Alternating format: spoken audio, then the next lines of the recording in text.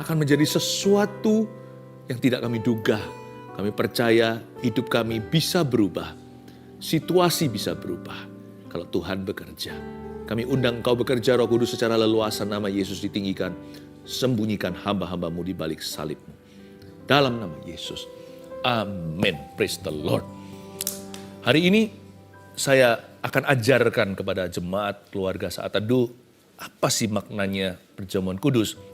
Karena itu cepat kalau Anda belum mempersiapkan, tidak ikut dari awal tadi, Anda siapkan roti, kue kering, dan minuman juga yang simpel-simpel aja, air, teh atau apa. Kalau tidak ada anggur di situ, kita akan ambil perjamuan ini nanti di akhir sharing saya. Perjamuan kudus mendatangkan kesembuhan dan kesehatan, itu judulnya. Catatkan, saya yakin ada sesuatu terjadi kalau kita memakan minum ini dengan iman dan sikap hati yang benar. Ya, bukan magic, miracles. Ada mujizat terjadi. Nanti hari Jumat Agung ini, kan kita merayakan kematian Yesus. Saya akan berkhotbah juga dan semua pastor-pastor Gereja Mawar Sharon juga akan berkhotbah di Gereja Mawar Sharon yang terdekat di mana Anda berada. Jikalau Anda belum berjemaat di tempat lain, Anda silakan untuk bisa ambil perjamuan kudus on-site nanti bersama-sama dengan umat Tuhan. Tapi sekarang kita akan mengambil perjamuan ini bersama dengan saya, bersama dengan kami di rumah masing-masing ya. Mari kita buka firman Tuhan di Korintus ya, 1 Korintus pasal yang ke-11 ayat 23 sampai 32. Perjamuan kudus mendatangkan kesembuhan dan kesehatan, saya baca. Sebab apa yang telah kuteruskan kepadamu, telah aku terima dari Tuhan, yaitu bahwa Tuhan Yesus pada malam waktu ia diserahkan mengambil roti, dan sesudah itu ia mengucap syukur atasnya, ia memecah-mecahkannya dan berkata, inilah tubuhku yang diserahkan bagi kamu. Perbuatlah ini menjadi peringatan akan aku. Demikian juga ia mengambil cawan sesudah makan lalu berkata, cawan ini adalah perjanjian baru yang dimeteraikan oleh darahku. Perbuatlah ini setiap kali kamu meminumnya, menjadi peringatan akan aku. Sebab setiap kali kamu makan roti ini dan minum cawan ini, kamu memberitakan kematian Tuhan sampai ia datang. Jadi barang siapa dengan cara yang tidak layak makan roti atau minum cawan Tuhan, ia berdosa terhadap tubuh dan darah Tuhan. Karena itu hendaklah tiap-tiap orang menguji dirinya sendiri. Dan baru sesudah itu ia makan roti dan minum dari cawan itu. Karena barang siapa makan dan minum tanpa mengakui tubuh Tuhan, ia mendatangkan hukuman atas dirinya. Sebab itu banyak di antara kamu yang lemah dan sakit, dan tidak sedikit yang meninggal. Kalau kita menguji diri kita sendiri, hukuman tidak akan menimpa kita. Tetapi kalau kita menerima hukuman dari Tuhan, kita dididik supaya kita tidak akan dihukum bersama-sama dengan dunia. Ternyata perjamuan kudus itu bukan hanya liturgi saja. Selain ada makna, ada kuasa. Buktinya orang salah ngambil, bisa sakit, bisa mati. Bukan berarti semua orang yang sakit karena berdosa ya.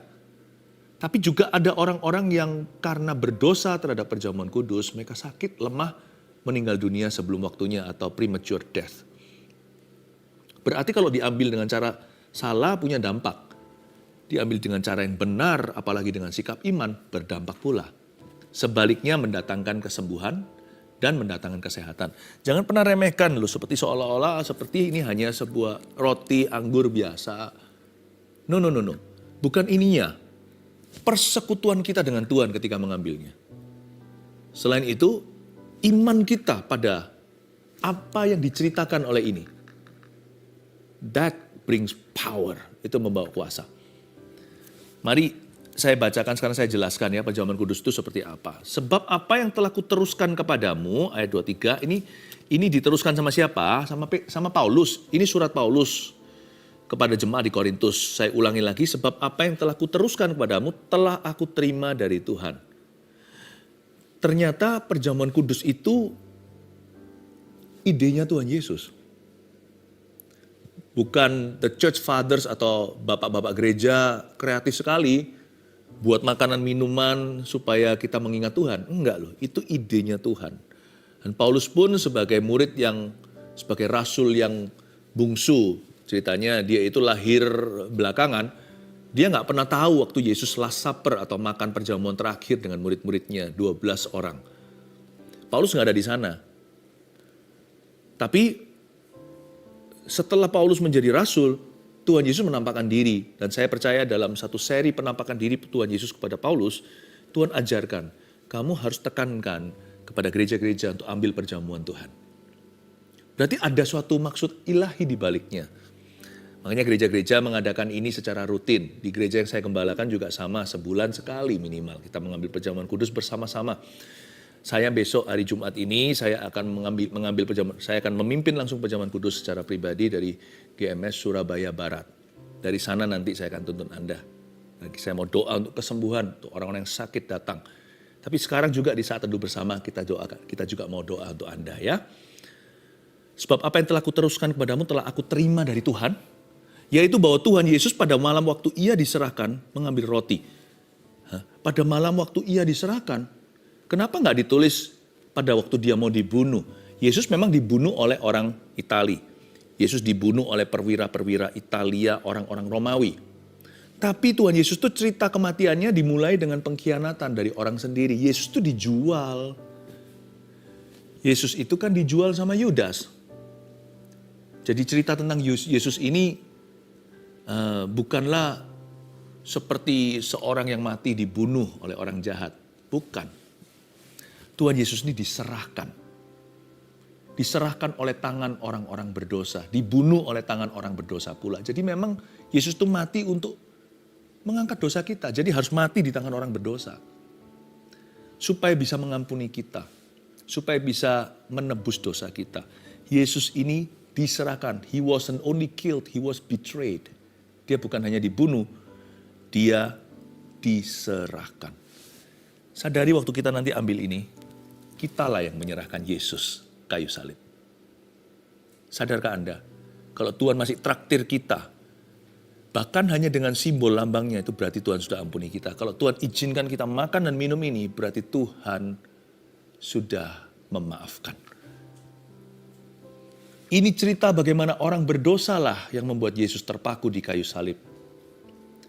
Anak Allah pencipta dunia, mati di tangan ciptaannya. Setan bungkam.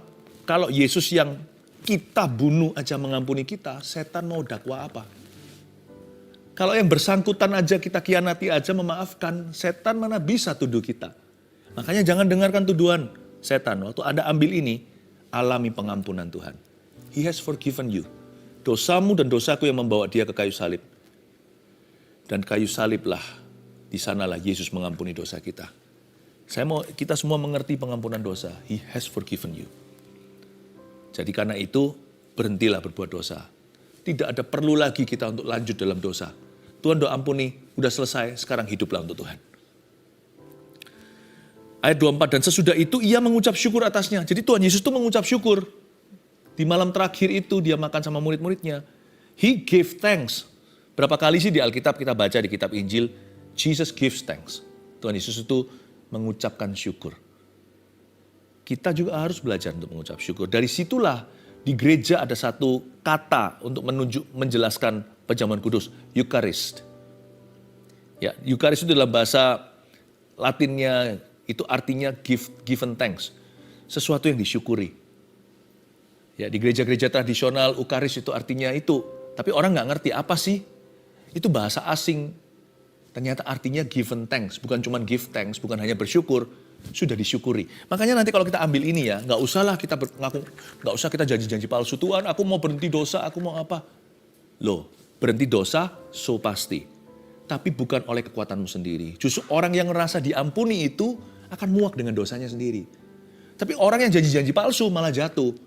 Yang penting nanti waktu kita ambil ini, kita bersyukur sama Yesus. Thank you. Terima kasih untuk pengorbananmu. Itulah sikap hati yang berkenan waktu mengambil perjamuan Tuhan. Giving thanks. Seperti ada lagu, give thanks with a grateful heart. And now let the weak say I am strong. Let the poor say I'm rich because of what the Lord has done for us. Lagu syukur itu loh. Dan sekarang biarkan yang lemah berkata ku kuat. Yang miskin berkata ku kaya. Oleh karena perbuatanmu Tuhan. Oleh karena pengorbanan. Meskipun aku tidak melihat tangan yang berlubang paku. Meskipun aku tidak melihat lumbung yang tertikam. Tidak melihat mahkota durinya. Sekalipun aku tidak melihat kuburnya kosong. Tapi aku bersyukur kau melakukan semua untuk aku. Waktu kita ambil ini, gak usah sok suci, gak usah juga merasa gak layak. Waktu kita ngambil ini udah jelas-jelas ini diambil oleh orang berdosa. Waktu kita mengambilnya as long as selama hati kita itu bersyukur akan pengorbanan Tuhan, Tuhan berkenan kita mengambilnya. Eucharis, given thanks, bersyukur. Jadi kita mengambilnya dengan ucapan terima kasih sama Tuhan. Thank you ya, you would do that, all that for me. Kau melakukan semua itu untuk aku. Andai kata di seluruh dunia ini hanya ada aku seorang yang berdosa, dulu di zaman Kalvari 2000 tahun lalu, Tuhan pasti juga akan turun menyelamatkan saya. Buktinya, waktu Adam dan Hawa masih 2 orang, 1 couple, sepasang suami istri. Waktu mereka berdosa, belum ada 2000 orang. Hanya mereka saja berdua. Tuhan sudah memberikan suatu tindakan profetik. Ada satu hewan yang kulitnya diambil untuk menjadi cawat mereka, karena mereka sadar mereka telanjang. Pertama kali korban terjadi dalam sejarah manusia. Meskipun itu hanya binatang, itu menunjukkan suatu hari nanti anak Allah akan berkorban untuk kita. Mana bisa sih hewan angkat dosa kita?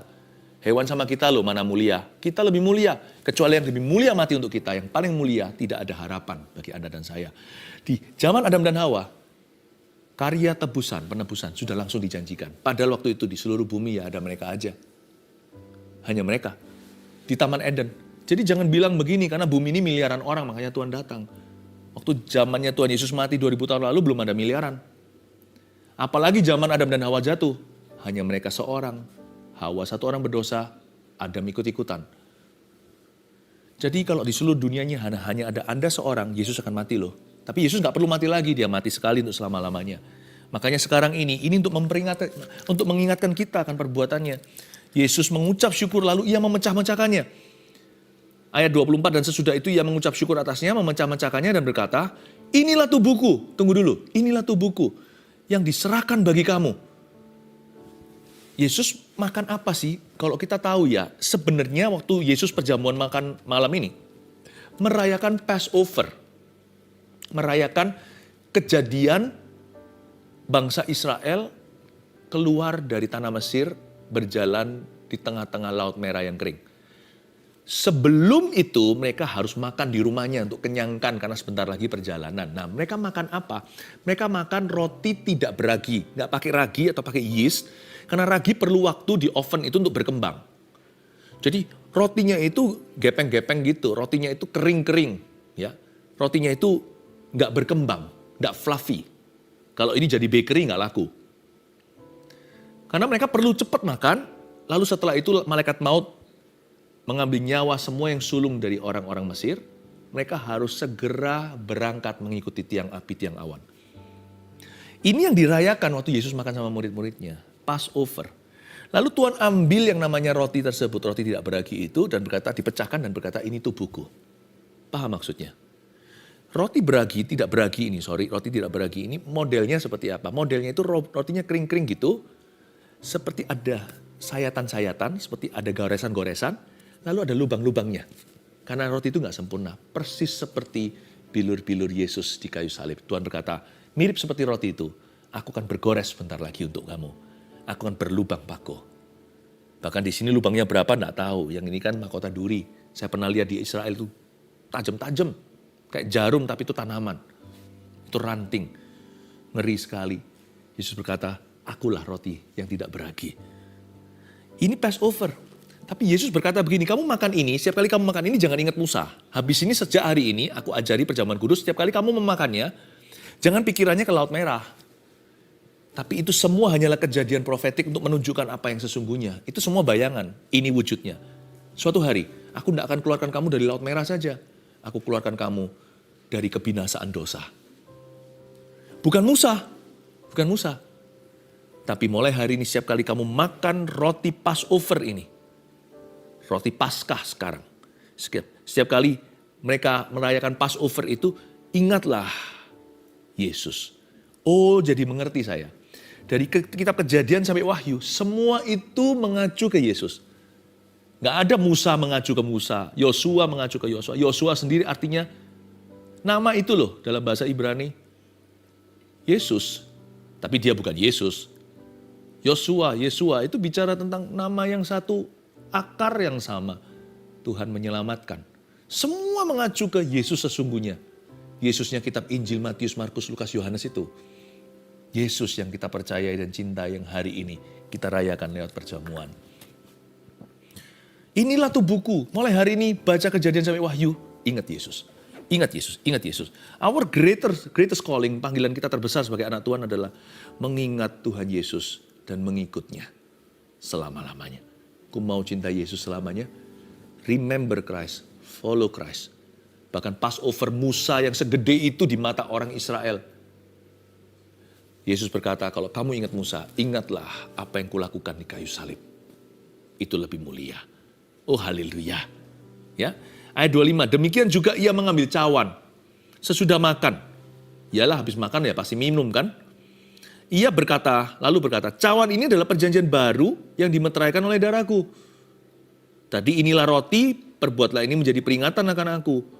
Tapi ini cawan adalah perjanjian baru yang dimeteraikan oleh darahku. Perbuatlah ini setiap kali kamu meminumnya, menjadi peringatan akan aku. Yesus ambil anggurnya dan berkata, kamu minum ini, kamu ingat aku ya.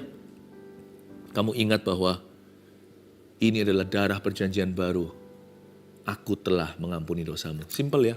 Saya mau ucapkan lagi. Lukas 24 bicara begini. Dalam memberitakan Injil, berita pengampunan dosa harus sampai ke seluruh bumi. Lewat saat teduh bersama, saya ingin mengatakan suatu kalimat yang membuat saya bangga jadi orang berdosa yang mengalami itu sendiri juga, yang mengalaminya juga. Saya mau sampaikan kepada Anda bahwa dosa kita sudah diampuninya di kayu salib. Lihat, kamu setiap kali minum ini, there is forgiveness of sin. Ada pengampunan dosa. Tapi nggak berhenti di situ. Karena di sini tidak hanya dikatakan dimeteraikan oleh darah, tapi ada kata perjanjian baru yang dimeteraikan oleh darahku. Kata perjanjian baru di situ itu artinya nggak berhenti sampai pengampunan. Kan bisa aja orang bohong aja. Diampuni, lalu habis itu hanya memanipulasi. Enggak. Pengampunan Tuhan itu selalu berujung inner transformation. Selalu berujung transformasi dari dalam. Saya nggak percaya orang diampuni Tuhan lalu habis itu bisa kurang ajar sama Tuhan. Setelah orang diampuni Tuhan bisa sembarangan, sembrono, nggak mungkin. Meskipun kita tetap membuat kesalahan. Tapi pasti ada cinta. Orang yang pernah terjamah sama Tuhan pasti cinta Tuhan. Kalau orang cinta itu nggak akan sengaja ngelukain. Ada inner transformation. Makanya Tuhan berkata ini bukan hanya dimeterai dengan darah, ini perjanjian baru juga. Kalau Anda baca di Ibrani juga dikatakan perjanjian lama itu sudah disangkali sama orang-orang Israel, sama kita juga. Maka perjanjian yang baru, ini bukan bicara soal Alkitab, Old Testament, New Testament ya. Ini bicara tentang perjanjian dulu itu korban hewan. Itu udah lewat, sekarang ini korban Yesus. Tuhan berkata gini, aku akan menggantikan hati mereka batu dengan hati mereka yang daging yang lemah lembut. Aku akan menulis hukumku, hukum Tauratku di hati mereka. Tidak ada seorang pun yang suruh yang lainnya kenal. Mereka semua akan kenal Tuhan dari dalamnya. Dan aku akan melupakan dan mengampuni dosa-dosa mereka. Inilah perjanjian baru dengan Tuhan. Sebab setiap kali kamu makan roti ini dan minum, ayat 26, kamu ini sedang memberitakan kematian Tuhan sampai ia datang. Makanya saya ajari dulu sebelum kita perjamuan Tuhan. Kenapa? Kalau enggak kita akan salah mengambilnya. Perjamuan kudus itu sakral. Bukan karena ini rotinya gimana, ini minumannya. Enggak sih, tetap roti. Nanti di dalam mulut kita tetap roti. Ya, tetap anggur. Kita enggak minum darah, jadi jangan takut. Tapi di hati kita sesuatu terjadi. Pahami ya, ini spiritual. Ya, kalau kamu memberitakan kematian Tuhan sampai datang, cara kita mengambil perjamuan kudus itu sebenarnya waktu kita mengambilnya kita sedang berkhotbah terhadap, bukan berkhotbah ke arah Tuhan. Bukan khotbah Tuhan ya, berkhotbah ke arah Tuhan, berkhotbah terhadap setan, berkhotbah terhadap diri sendiri. So how you take this? Bagaimana Anda mengambil ini? You are actually preaching to this tree. Bagaimana kita mengambilnya itu kita sedang berkhotbah mendeklarasikan sesuatu sebab kamu memberitakan kematian Tuhan sampai ia datang. Jadi jangan mengambil secara casual. Ambillah dengan sungguh-sungguh sebab kamu sedang memberitakan kematian Tuhan kepada Tuhan. Maksudnya kita menyatakan pada Tuhan, Tuhan aku percaya. Tuhan aku mengambilnya sebagai hak warisan orang percaya. Ngomong sama setan, you're done. Anyah kamu setan, kamu tidak berhak di tubuhku. Bentuk penyakit apapun atau bentuk apapun dalam hidup ini, nggak tentu dalam wujud sakit atau sesuatu yang sifatnya jasmani, you are finished. Dan kita khotbah sama diri sendiri, ku telah mati dan tinggalkan cara hidupku yang lama, aku milik Tuhan. Itu dia. Kamu memberitakan kematian Tuhan sampai ia datang. Jadi bukan hanya kematian Tuhan, kalau kematian Tuhan itu kan pas. Sampai ia datang itu kan future. Jadi ini powernya di sini. Ini waktu kita ambil, kita menoleh ke belakang. Ada pepatah orang seringkali berkata, jangan noleh dong apa yang di belakangmu, kecuali satu, tolehlah Kalvari. Sampai kapanpun jangan pernah lupa, jangan pikun itu. Kita harus menoleh kembali ke belakang. Kalau mau memancing di masa lalu, pancinglah Golgota. Kita melihat lagi ke belakang. Tapi jangan hanya belakang doang, lalu selesai. Enggak. Belakang itu kita mendapat kekuatan baru, lalu kita berkata sama Tuhan, aku percaya Engkau akan membawa aku aman sampai seberang sana, sampai ia datang. Perjamuan kudus itu adalah campuran antara masa lalu dan masa depan. Masa lalu, pengorbanan Kristus. Masa depan, janji-janji Tuhan. Wow, so powerful. Kamu memberitakan kematian Tuhan sampai ia datang. Not just the death of Christ, but the life in Christ. Bukan cuma kematian Kristus, tapi kehidupan di dalam Yesus. Jadi barang siapa dengan cara yang tidak layak makan roti dan minum cawan Tuhan. Gak layaknya gimana? Apakah orang suci saja yang bisa minum makan ini yang santo-santa? Enggak layak di sini maksudnya ini bukan gak layak secara orang berdosa. Gak layak di sini adalah orang-orang yang main-main, yang mencemoohkan, yang menginjak-injak. Saya rasa gak ada lah di jemaat saat teduh yang begini. Kalau yang worthy gak ada juga yang layak sungguhan. Saya juga enggak. Kita dilayakkan iya. Jadi jangan takut dengan kata tidak layak di sini. Ini tidak menjelaskan, bukan deskripsi tentang Anda. Tapi berjaga-jaga, jangan sampai orang main-main dengan sesuatu yang sifatnya suci dan kudus ini. Dan sekali lagi, jadi barang siapa dengan cara yang tidak layak makan roti atau minum cawan Tuhan, ia berdosa terhadap tubuh dan darah Tuhan. Karena itu hendaklah tiap orang menguji dirinya sendiri. Dan baru sesudah itu ia makan roti dan minum dari cawan itu. Setengah jam ini saya menyampaikan firman Tuhan sudah menjadi ujian. Karena barang siapa makan dan minum tanpa mengakui tubuh Tuhan, ia mendatangkan hukuman. Nah, ia mendatangkan hukuman atas dirinya, ayat 29. Nah, saya coba balik ya. Berarti kalau kita makan dan minum dengan mengakui tubuh Tuhan, ia mendatangkan berkat atau kehidupan atas dirinya. Fair kan? Musa diberitahu Tuhan, kamu berdiri di satu tempat, sebelah kiri, kanan, sebelah sana, sini, gunung ini untuk berkat, gunung itu untuk kutuk, serukan. Pedang bermata dua ini coba kita baca. Karena barang siapa makan minum tanpa mengakui tubuh Tuhan, ia datangkan hukuman. Sekarang sisi satu berkatnya. Karena barang siapa makan dan minum dengan mengakui tubuh Tuhan, ia mendatangkan kehidupan. Jadi judulnya, perjamuan kudus mendatangkan kesembuhan dan kesehatan. Itu sesuai dengan firman. Ayat 30, apa aja yang terjadi si hukumannya, sebab itu banyak di antara kamu yang lemah. Kata lemah sana infirmity atau kelemahan tubuh. Nggak beres-beres. Dan sakit. Sekali lagi jangan hakimi orang lain ya. Orang lain kalau sakit nggak tentu tuh. Nggak tentu, nggak semua origin atau sumbernya sama. Tetapi ini hanyalah sebuah statement pernyataan yang sangat jelas dan gamblang. Namun demikian ada orang yang lemah, sakit, bahkan mati, ya bahkan meninggal. Tidak sedikit lagi di Korintus yang meninggal gara-gara mereka mencemoohkan tubuh dan darah Tuhan. Jangan lakukan. Kalau saya baca ayat 30, saya mendapatkan bahwa di dalam perjamuan kudus ini ada potensi divine healing and divine health. Biasa, tapi ketika kita masuk dalam doa dan kita lakukan perintah Tuhan, sebab yang diteruskan oleh Paulus ini telah dia terima dari Kristus. Waktu kita lakukan ini, ada potensi kesembuhan dan kesehatan ilahi di dalamnya. Kesembuhan ilahi bagi yang sakit, kesehatan ilahi supaya jangan jatuh sakit. Kalau kita menguji diri kita sendiri, hukuman tidak menimpa kita. Tetapi kalau kita menerima hukuman dari Tuhan, kita dididik supaya kita tidak akan dihukum bersama-sama dengan dunia. Ginilah, orang-orang di Korintus bukan berarti Tuhan benci sama mereka. Mereka dapat hukuman karena mereka salah, tapi hukumannya tidak sama dengan hukuman kekal. Itu adalah corrective punishment. Ya, corrective punishment. Bukan eternal punishment. Bukanlah hukuman kekal, tapi hukuman koreksi. Ada orang-orang tertentu memang, sekilas aja ya ayat ini supaya Anda tidak bingung. Ada anak-anak Tuhan yang memang mati lebih dini. Ketika mereka memilih untuk memilih jalur yang salah, stubbornly. Memang fondasinya tetap Kristus, mereka percaya Tuhan. Jadi mati tetap masuk dalam kerajaan sorga. Tapi ada orang tertentu dicabut dini sama Tuhan. Kenapa? Karena kalau tidak, orang itu akan jauh lebih merusak. Merusak dirinya dan orang lain. Tapi Tuhan itu tidak gegabah membuat keputusan seperti ini. Dan ini bukan urusan kita, ini kedaulatan Allah. Ini hanyalah menjelaskan kebenaran. Ini bukan untuk kita yang menentukan. Kita nggak ada hubungan. Ya, Tuhan itu bukan seorang quitter. Seringkali orang-orang yang jahat pun Tuhan kasih waktu itu sampai belasan tahun. Seperti Saul, Raja Saul itu. Atau bisa puluhan tahun bahkan, karena Tuhan itu maha sabar. Tapi kita juga bisa merasakan terkadang Tuhan izinkan orang tertentu itu mati sebelum waktu. Karena kalau tidak, malah justru bahayanya suatu hari orang tersebut bisa binasa. Sometimes God pluck somebody out earlier.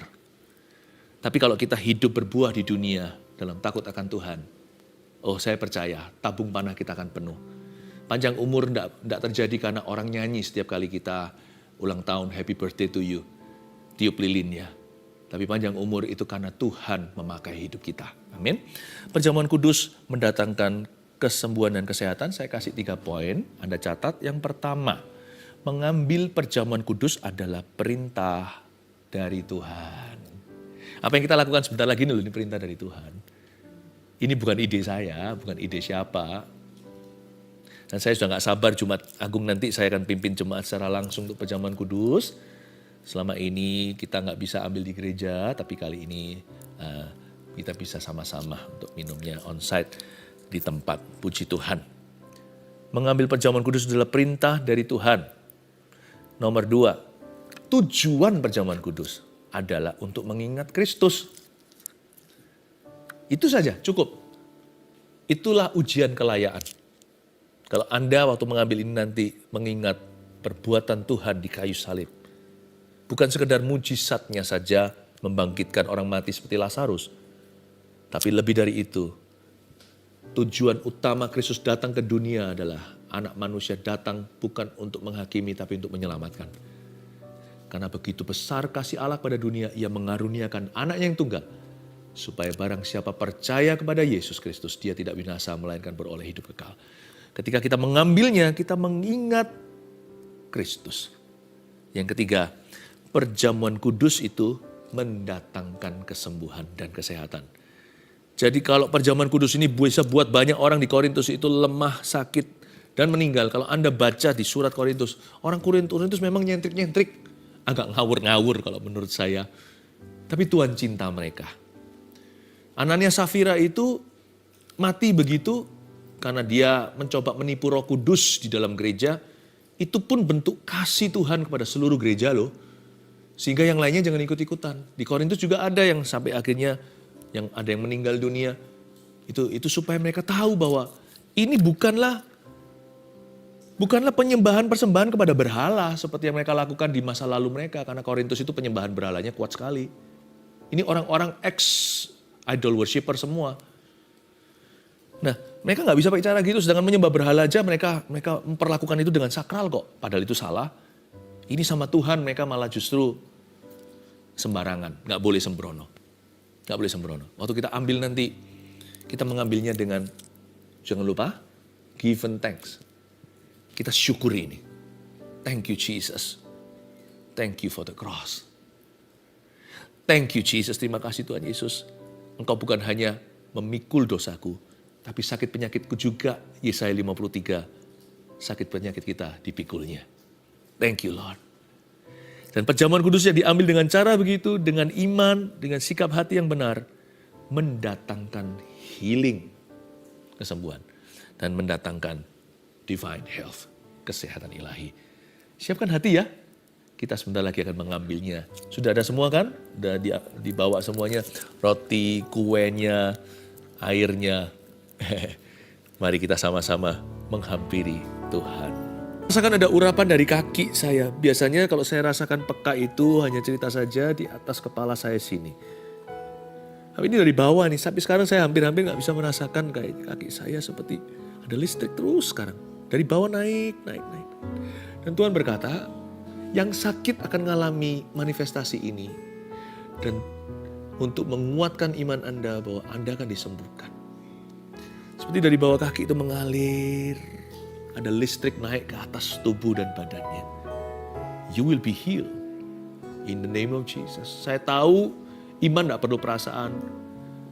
Tapi Tuhan yang menciptakan perasaan juga kadang-kadang memberikannya sebagai tanda. Saya rasakan dari kaki saya sekarang naik terus ke atas. Mengalir.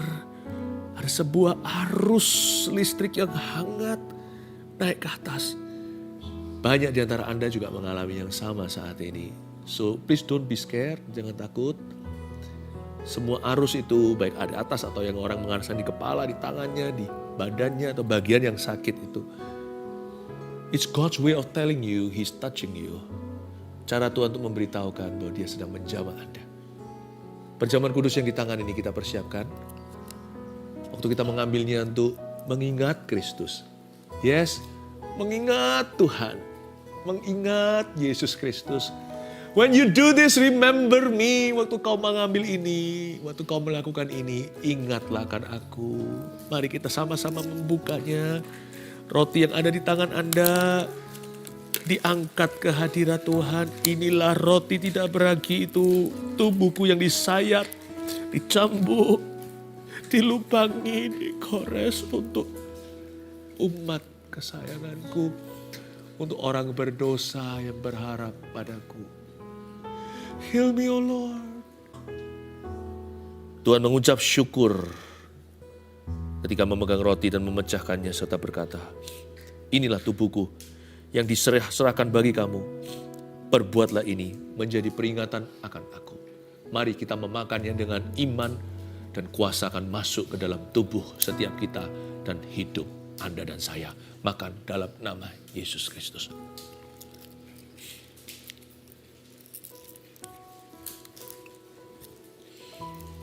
Tidak semua kesembuhan itu jasmani. Ada orang yang hidupnya perlu pulih, hubungan, pikirannya yang kotor. Dan inilah perjanjianku denganmu, perjanjian darahku. Jikalau oleh bilur-bilur badan tubuh Yesus kita sembuh, dengan darahnya iblis dikalahkan. Kelepasan akan terjadi dari setiap belenggu. Hati-hati, ketika kita meminumnya, setan tahu bahwa dia terancam di dalam hidupmu. Waktu kita meminum ini dengan iman, yang masuk memang adalah cairan, tapi yang masuk dalam kehidupan kita adalah kuasa darah. Kuasa darah perjanjian baru. Maka pada malam itu, demikian juga ia mengambil cawan, mari kita angkat sesudah makan. Lalu ia berkata, cawan inilah perjanjian baru yang dimeteraikan oleh darahku. Your forgiveness of sin, pengampunan dosa. And inner transformation atau transformasi di dalam jiwa. Dan setiap kali kau membuatnya, memilih minumnya, itu menjadi peringatan akan aku. Mari kita meminumnya dengan iman di dalam nama Tuhan Yesus Kristus.